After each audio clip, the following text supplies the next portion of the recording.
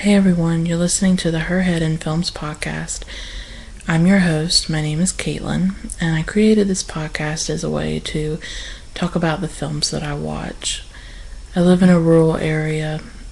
It's pretty difficult to connect to other film lovers, especially if you like films that are not mainstream, if you like foreign films and international cinema, independent cinema, classic cinema. So I created this podcast so that I could talk about those films.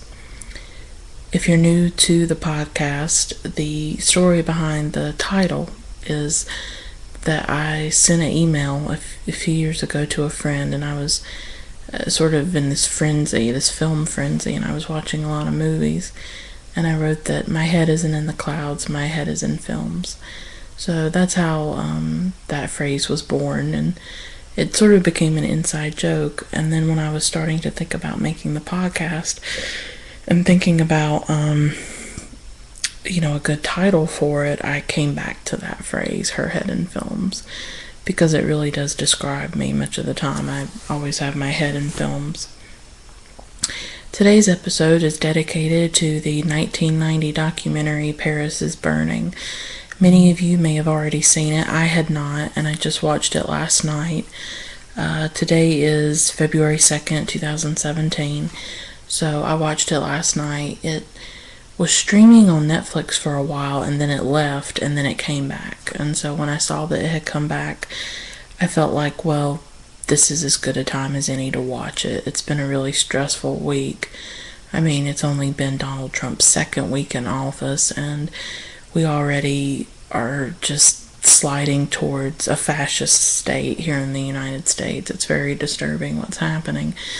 You can see the previous episode to this podcast. I took a break from films, and I really wanted to talk about the political situation in the United States under Donald Trump as our president, which I really can't believe I'm saying, that a reality TV star and an asshole, is our president. So, But a rumor has been spreading. Well, it's not really a rumor.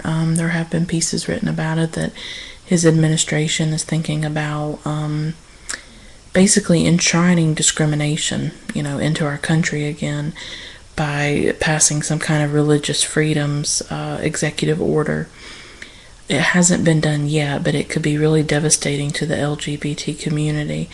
And so it seems very fitting to watch Paris is Burning at this time when we see marginalized communities really being threatened again and losing protections that have been gained over the past few years.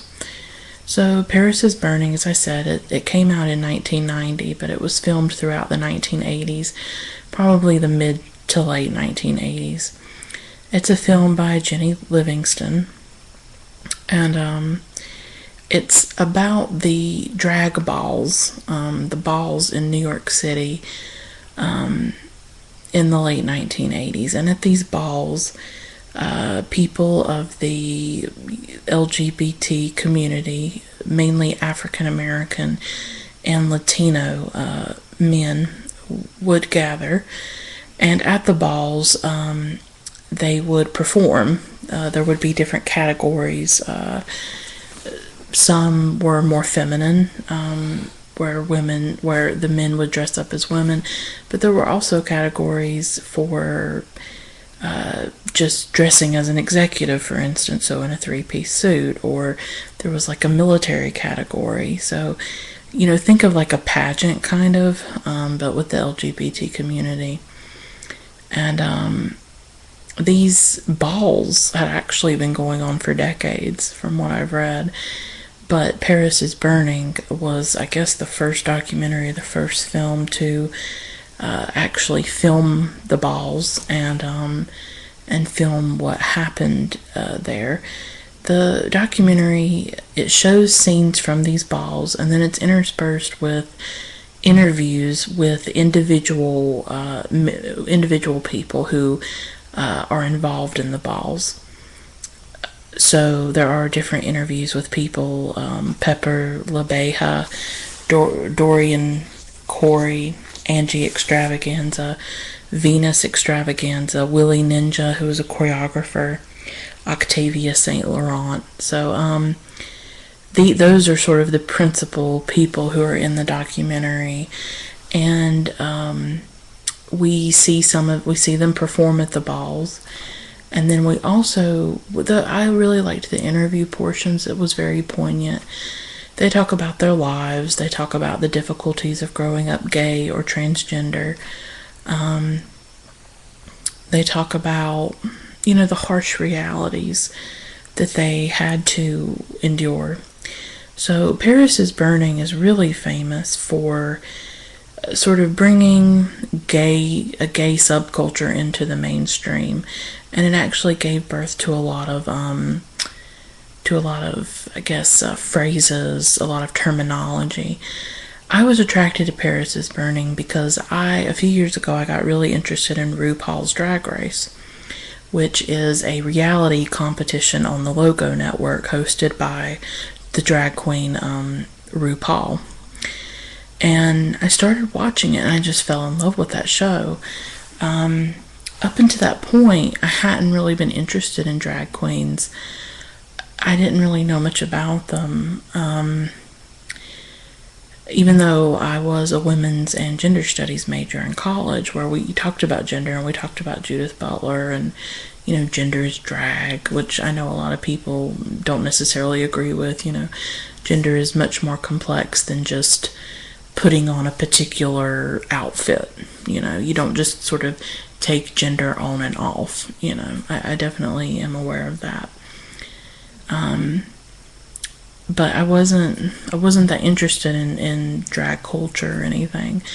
And then I started watching RuPaul's Drag Race, and I was really compelled by it. And I really enjoyed it, and I thought it was funny, I thought it was fun, I thought it was glamorous, I thought it was subversive in the way that it did deconstruct gender, and it did deconstruct femininity, and an exaggerated femininity.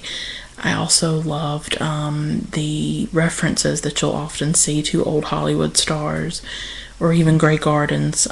Jinx Monsoon did a really famous Snatch Game performance where she performed as Little Edie, and I fell in love with that as well. Because I love old Hollywood, and I love all of that stuff. I love Grey Gardens. So I've just been a huge fan of RuPaul's Drag Race and of RuPaul. He's very outspoken about LGBT rights and causes and issues, and also someone who really advocates loving yourself and being who you are. And so I liked that positive message as well. So RuPaul's Drag Race actually really takes a lot from Paris is Burning. They use the term realness a lot, she's serving some kind of realness. I'm sure some of you have seen that. And that comes from Paris is Burning. It was interesting. Voguing, I didn't even know voguing was from Paris is Burning, or that it came from a gay subculture. But, Madonna did a song in 1990 called Vogue. It's one of her most famous hits. And she actually learned about voguing through these balls. I guess she attended one, or she came to learn about it somehow. I mean, a lot of people have been critical of that she sort of stole something from the gay underground, from gay culture, and used it for her own benefit and profit. And within the community that Paris is Burning documents, there's these different communities, but they call themselves houses. So there's the house of there's the house of extravaganza. That's a big one. And these houses are where usually there will be like a matriarch of the house. So for the extravaganza house, the matriarch was Angie Extravaganza. And she would take under her wing other, gay and transgender people of color and youth. and it would sort of become like a home for them. And many of them would to get into the house, I think you had to perform at these balls, these drag balls. So you saw how they were trying to create communities, because many of them, and they talk about it in the documentary, were very estranged from their families because they were gay or transgender. So I do recommend watching the film. It's a fascinating document, really. It records a certain time in history, which is New York City in the late 1980s. It records a marginalized group, young Latino and African American queer youth, and who even today we don't see much about. And I was thinking recently about the Pulse nightclub shooting in Orlando, and I was thinking about how we don't really hear anything about it anymore. We don't hear about the victims, we don't hear about their families. And I recently watched a documentary called Newtown, which is about the Sandy Hook shooting. And I was thinking about how the families from Newtown, there are certain ones who are very public about their grief. You may have seen some of them, like Francine Wheeler, she lost her son Ben Wheeler, or the Bardens, or the Hockley family. They have the Sandy Hook Promise, and they're very. You see them in different documentaries and stuff about gun violence because they advocated, for common sense gun reform. But I was just thinking about how with the Orlando shooting, it is the deadliest mass shooting in U.S. history, but I don't really know the names of any of the victims, and I don't know any of the families. And the victims were predominantly queer and people of color, Latin people, Latino people, and gay and transgender. And I don't hear anything about it. And obviously you see how these mass shootings, who gets grieved? It goes back to the Judith Butler question, what life is grievable? And for hundreds of years we've decided that the lives of people of color is not grievable, that their lives do not matter. And so Paris is Burning is a rare film that sort of gives us insight into a certain subculture that's often marginalized and overlooked and invisible, and thankfully RuPaul's Drag Race has sort of brought renewed attention to drag culture and to the history of drag culture. I watched a documentary probably a few years ago about Divine, who was in a lot of films by John Waters, and I thought it was really interesting. And so I have become more interested in drag culture, and I'm certainly by no means an expert, but the film really captures a lot of that, and it shows the difficult realities of people's lives. The participants are very vulnerable and very open about what they've gone through in their lives.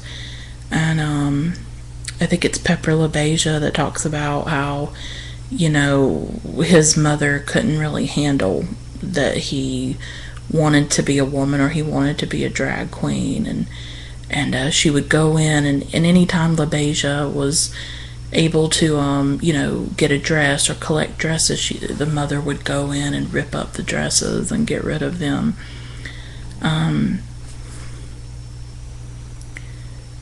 The people in this film are living in poverty. They are struggling to survive in New York City, which is a very difficult place to live in terms of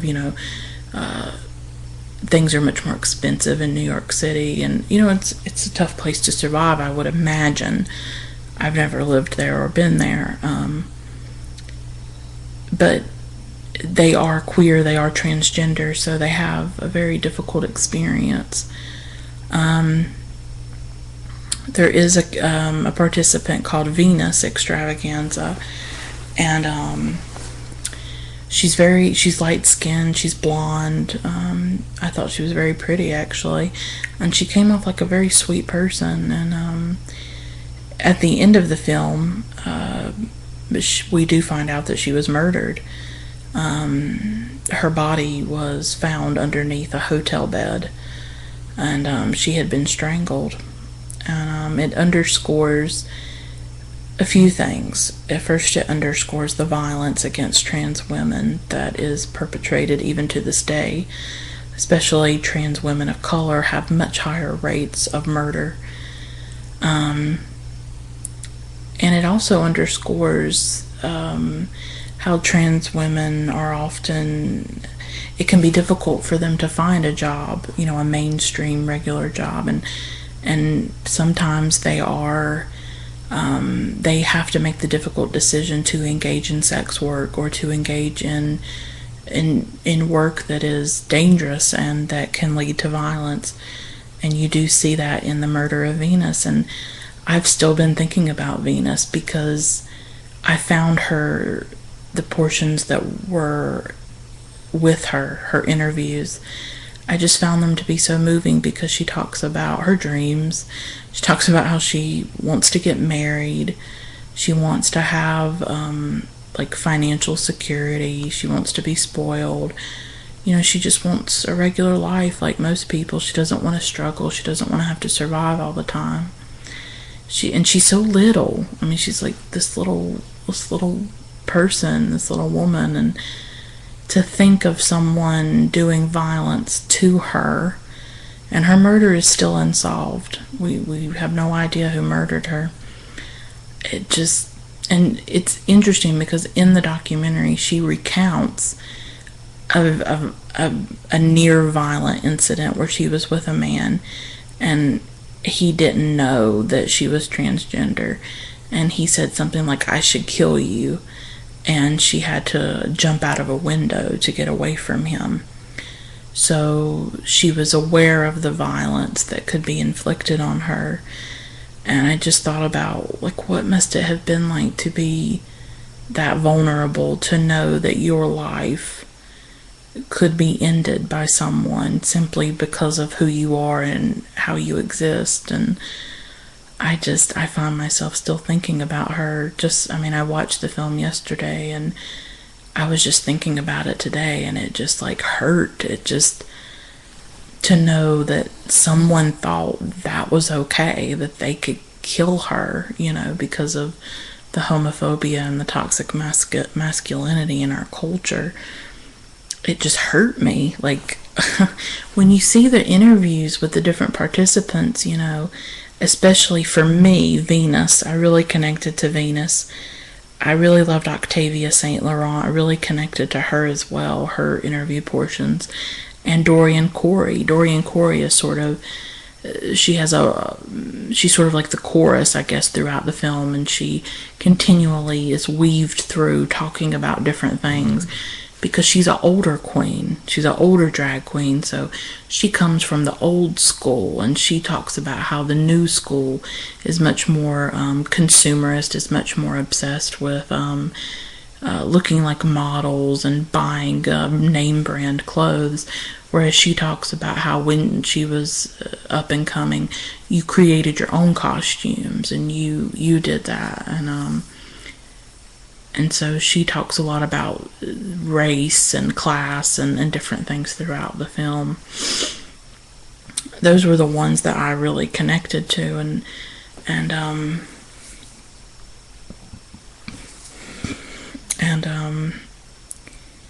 but it made very clear the violence that the different participants have to deal with because they are queer, and these balls represent a reprieve from the real world. They represent this space where you can go and you can be gay, you can be transgender, you can be, and it's okay. I think there's this interview that Livingston does with people on the street who are just talking about how the balls represent this space where they can freely be queer, and it's okay.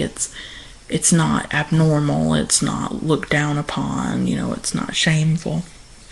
It's celebrated, and so you do get that sense at those balls.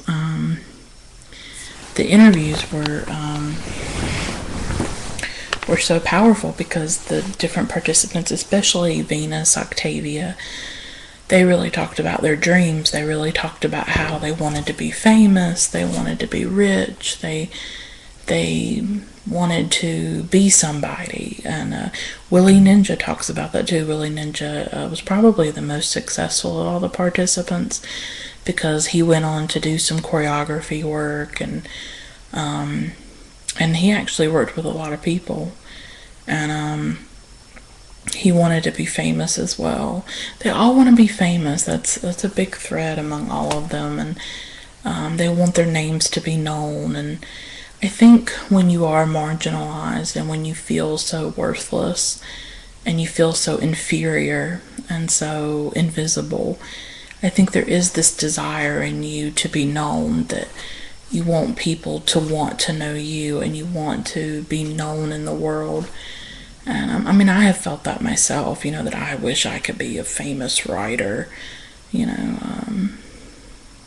I want people to know my name, and I want to matter, and I want to be special. I mean, who really doesn't want to feel like that? I mean, I think all of us do.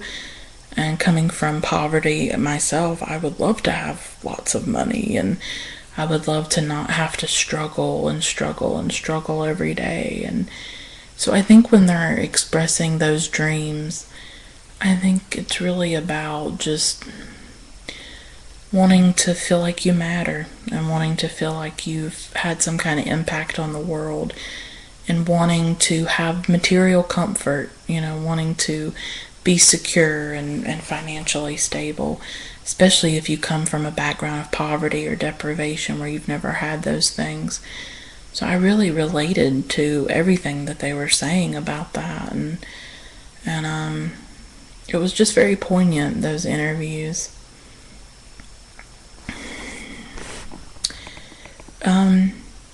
As strong as the documentary is, I'm just going to take a sip of water.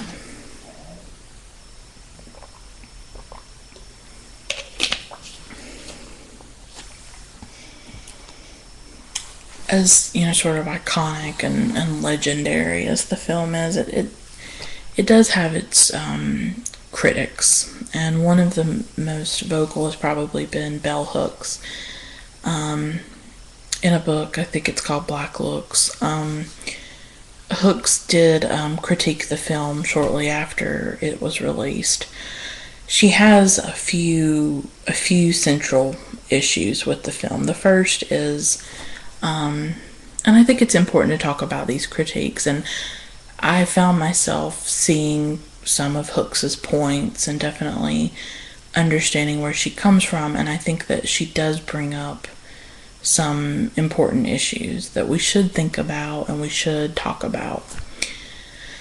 So the first one is the fact that Jennie Livingston, who's the director, is white, and Hooks has issues with that, because when a director is white and when they're going into communities of color, it can sort of turn the film into an ethnographic exercise where it's like, oh, let's go into this area and let me observe these people, and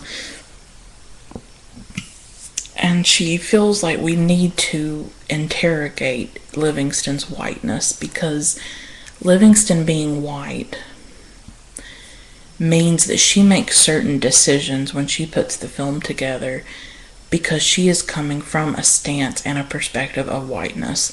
Yes, she is queer. Livingston is, I think, a lesbian. She does identify as a queer woman.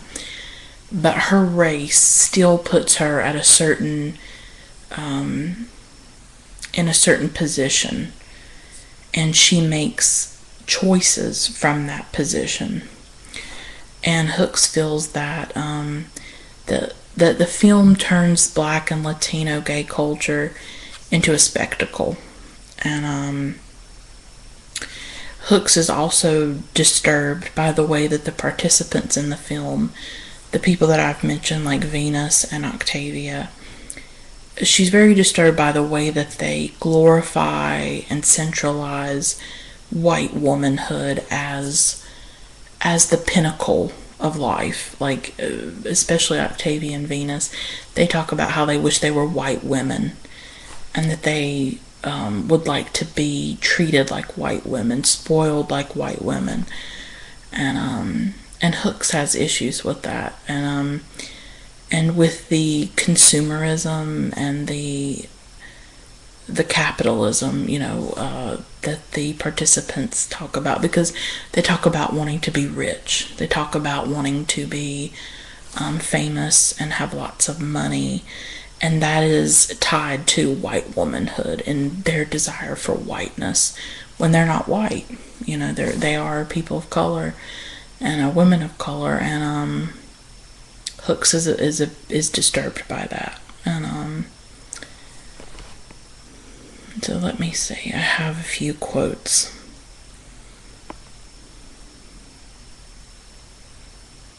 Yeah, Hooks talks about going to the theater and watching the film, and talks about her reaction to the film as opposed to the reaction of the white people in the audience at the movie theater. She says, watching the film with a black woman friend, we were disturbed by the extent to which white folks around us were entertained and pleasured by scenes we viewed as sad and at times tragic. Often individuals laughed at personal testimony about hardship, pain, loneliness. Several times I yelled out in the dark, "Why? What is so funny about this scene? Why are you laughing?" The laughter was never innocent. Instead, it undermined the seriousness of the film, keeping it always on the level of spectacle. And that's what Hooks is talking about, is that Livingston, as a white woman, she made certain decisions, and those decisions appealed to white audiences. So there is a difference between the way Hooks is watching the film and the way white people are watching the film.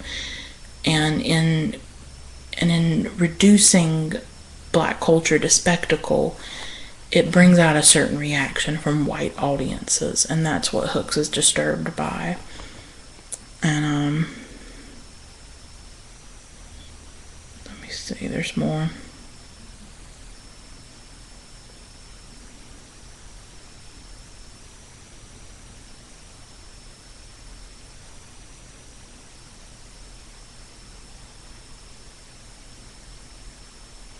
She talks about the white audience again, really she's talking about the white gaze, and about the way white people watch this film. And she says, watching Paris is Burning, I began to think that the many yuppie-looking, straight-acting, pushy, predominantly white folks in the audience were there because the film in no way interrogates whiteness. These folks left the film saying it was amazing, marvelous, incredibly funny, worthy of statements like, didn't you just love it? And no, I didn't just love it, for in many ways the film was a graphic documentary portrait of the way in which colonized black people, in this case black gay brothers, some of whom were drag queens, worship at the throne of whiteness, even when such worship demands that we live in perpetual self-hate, steal, lie, go hungry, and even die in its pursuit. The we evoked here is all of us, black people, people of color, who are daily bombarded by a powerful colonizing whiteness that seduces us away from ourselves, that negates that there is beauty to be found in any form of blackness that is not imitation whiteness. So Hooks is saying, why do white audiences react the way they do to this film? Because the film doesn't require anything from white audiences. It doesn't challenge the white gaze. It doesn't challenge white viewers to think about how the lives of gay and transgender people of color are produced. Why is it that that these LGBTQ people, why is it that they're living in poverty? Why is it that they dream of being rich and being famous? Well, because their daily realities are so dire. And why is it that Venus is being murdered in a hotel room? because of racism and because of homophobia and because of trans misogyny and the hatred or transphobia, hatred against transgender people. But does the film ask a white audience to think about that, or a cisgender audience to think about that? And so I think that's a valid critique. I really do. I even started to criticize my own pleasure when I watched the film. I was thinking about how I was sort of enjoying the spectacle in front of me, wasn't I? I loved watching the balls and loved watching them pose in Vogue and all these things. And I started to think, am I engaging in that spectatorship? Am I turning their lives into spectacles? And so I'm not saying I have all the answers. I'm not saying that everything Hook says is right or that I agree with all of it. But I certainly understand her viewpoint and what she is saying. And I think anytime a director is white and they take up a subject of people of color or communities of color, we do have to be critical of that. And we do have to think that through and think about, well, what choices are they making in this documentary? What stereotypes are they maybe reproducing? So to act like Livingston is neutral, or that she's not, or that her whiteness doesn't matter, is very wrong. It does matter. And she says, what else does she write? And Hooks is kind of disturbed by Livingston's interviews and the comments that she says. She says Livingston's comments about Paris is Burning do not convey serious thought about either the political and aesthetic implications of her choice as a white woman focusing on an aspect of black life and culture, or the way racism might shape and inform how she would interpret black experience on the screen. So I think we have to keep in mind that when we're watching Paris is Burning, we are watching something that is shaped and informed, as Hooks writes, by the white gaze, by a white woman. That the vision of this black experience, or the vision of these communities of color, of these trans lives and these Latino and black lives, that what we are getting in this film and in that frame is Livingston's viewpoint, is Livingston's idea of these communities, of her decisions of what to include, what to edit out, what to keep in, how to arrange the material, because these films don't come out of nowhere. They don't come fully formed. There are ideologies behind them. There are people with biases. There are people with racism, and it may not be explicit, it can be implicit. There is a bias. Every director has a bias. Every director has a certain perspective and a certain viewpoint, and there are limitations to that viewpoint. But when we look at Paris is Burning, we have to remember that the vision of this culture, of these drag balls in New York City in the 1980s, is shaped and created from a certain perspective, and that perspective is Jennie Livingston's. And if it was from the perspective of a black woman or a black man, if they had been the director, then we would have a different film, wouldn't we? And so, as much as I really loved Paris is Burning, I understand those critiques. And the participants themselves had some similar critiques. And so I wanted to go in next. I wanted to talk about the controversy surrounding the documentary after it gained notoriety and became very famous. Some of the participants wanted a portion of the profits that came from the film.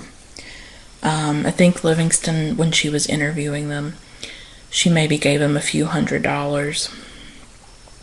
And they knowingly participated in the documentary, and they did sign release forms. But once the film became very famous and they realized that Livingston was going to reap rewards from it, and she certainly has, this film is a cult film. It's a classic film. It was chosen by the what is it, the National Film Registry. Yeah, the National Film Registry by the Library of Congress as a film that's going to be preserved for all time. It's considered an important part of American, cinematic history. When they started to see that, they started to feel used and exploited by Livingston, and they started to see that she was profiting off of them. And the film did not, what's the word? Oh God, my mind's going blank. It didn't make that much money. It made about $4 million, which for a documentary probably is a lot, and it was only made for $500,000.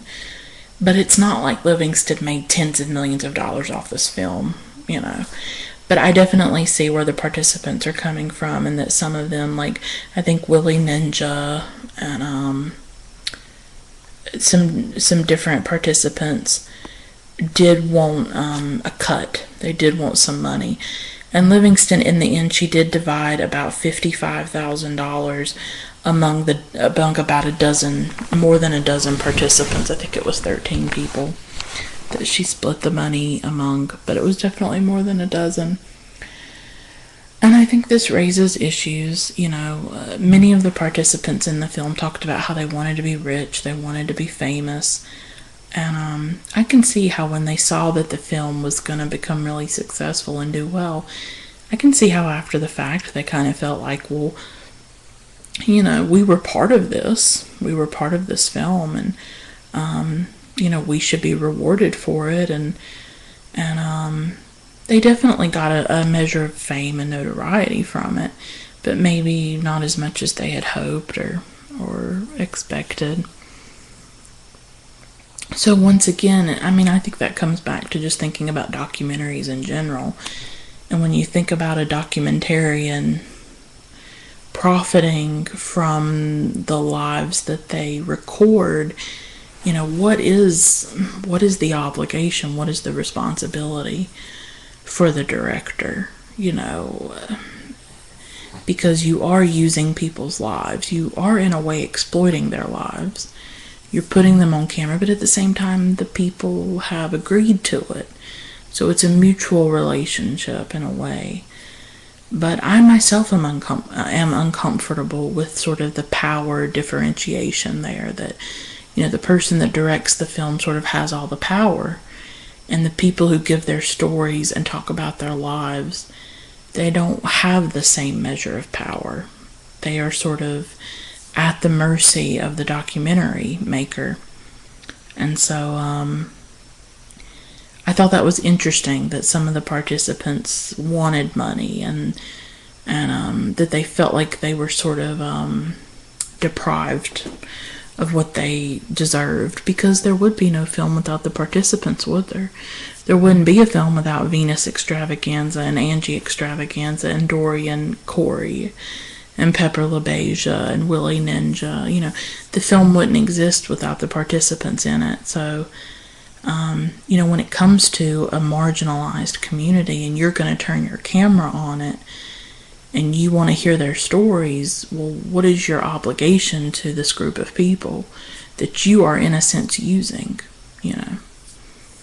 You have that power, and so it's up to each person to sort of decide how they feel about that, but I just wanted to make you aware of it, that there was this payout, and I guess Livingston was doing the best she could, or what she thought was the right thing, by giving them, some money. It's tough because all the participants in this film, for the most part, are dead.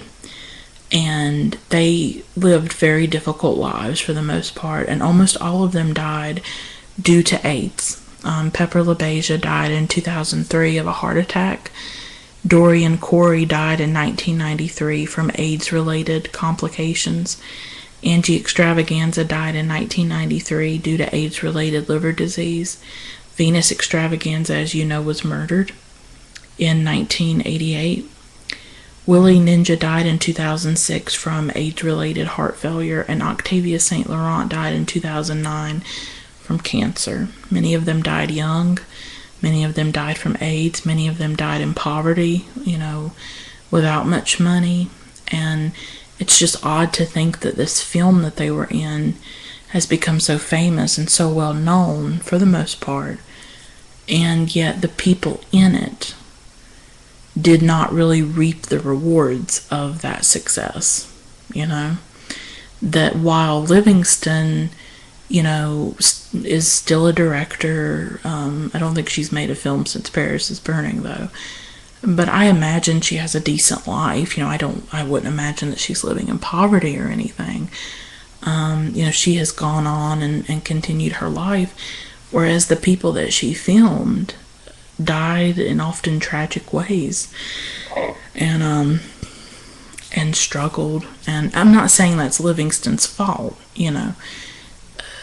but it's ironic, I guess, and I think it's a bit tragic, that we watch this film and we see these people, and most of them are dead, and most of them died in poverty, and most of them vocalized their dreams and their desires, and then you realize, well, none of that came true for them. None of it. It's very sad. And so for me, the film it's a powerful document of how marginalized communities create solidarity with each other, how they create families. They take in one another, they support one another, they love each other outside of the mainstream. They are rejected from the mainstream, they are rejected from their biological families, but they find each other, and they come together, and they try to give one another love and support, and they do what they can for each other. And community is very important, and that's what these balls are about. It's about people coming together and, yes, competing, yes, maybe throwing some shade. That's another word that comes from Paris is Burning that a lot of y'all probably know, throwing shade. But I just thought it was very moving, the way they formed these sort of alternative families. I thought that was important, especially in this political moment where things are very difficult and the marginalized are under attack. It's important to have communities. Nowadays, there's a lot of communities online, whereas back then it was, those physical communities in the ballrooms and on the streets. And, there are these lovely scenes of just, I've never been to New York, so I don't know the full terminology, but, where it's like sunset and people are just sort of sitting by the water and just hanging out and just talking and listening to music. And I thought it was really beautiful. New York looked really beautiful in the 1980s.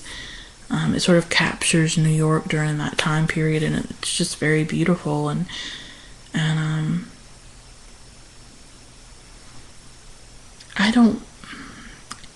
I agree with a lot of what Hooks writes, but at the same time, to reduce this film just to Jennie Livingston's whiteness, or to just say, well, because she's white, the film may have problematic aspects to it. But at the end of the day, what makes this film so powerful is beyond Jennie Livingston. What makes the film powerful are the participants. Are Pepper LaBeija, Dorian Corey, Angie Extravaganza, Venus Extravaganza, Willie Ninja, Octavia St. Laurent. They are the heart of the film. And they do speak. And they do talk about their lives. So it's important to interrogate Livingston's subjectivity and her racial bias and the decisions that she makes. But at the same time, like I said, the heart of the film are these men and these women, and telling their stories and performing at the balls. And I know to Hooks it becomes spectacle. And I get that, and I understand that. But these balls were more than just spectacle to the people who participated in it. For them, it's an alternative space. It's a space where they gather. It's a space where they laugh. It's a space where they compete. It's a space where they bond. It's a space where they have glamour and fantasy and beauty. And it's a space of freedom for them. I get that sense. It's a space where they are free to be outrageous, or to dress like an executive in a three-piece suit, or to dress in lots of diamonds and outrageous costumes. And maybe it is a spectacle, but to them it's something meaningful. And a white audience may laugh at it, a white audience may denigrate it, just like white people laugh and denigrate at a lot of things, unfortunately. But that doesn't mean that just because a white person laughs at it or devalues it, it doesn't mean that it doesn't matter. It doesn't mean that it doesn't have value to the people that participate in it and the people who get something out of it, if that makes sense. So I did like the film, even though I see the critiques and I see the imperfections and I see those power differentials, and I see it. I see all that, absolutely. And of course, I am a white spectator. I am a white viewer. So I come at it from that perspective as well, which I'm aware of. And yes, the participants talk about white womanhood as what they aspire to. But wouldn't they? I mean, they live in a culture that continuously and relentlessly glorifies white women. And so, yes, white women represent something to them. They represent power. They represent privilege. They represent, financial security and beauty and and opportunity and advantages. And so I think it kind of makes sense that, if you're someone who's never had those things, that you would aspire to that. Like Octavia St. Laurent, she really loves a white model. I've forgotten her name though, but it's a white model, and she loves this white model, and she wishes she was this white model. Well, Octavia's been socialized from a young age to believe that being black is ugly, or being black is inferior, whereas white womanhood is what she's been told is the best and the most beautiful and the greatest. And so I think, sometimes marginalized people express problematic things, don't they? I mean, when you've been socialized your whole life in something, in sexist thinking and racist thinking, you're going to express those things sometimes, just like a woman may express sexist thinking. I mean, I think it's not the best thing, but it's natural, or not natural, but it's to be expected. That if Octavia, a black trans woman, is being raised in a society that is racist, and yeah, she's gonna look at white women and say, God, I wish I was white, and that doesn't make her bad because she thinks that. It makes her human. It makes her part of a very racist culture that she does her best to navigate and to resist in ways that she can. But it's just like, a larger woman may fantasize about being thin, or a disabled woman may fantasize about being non-disabled,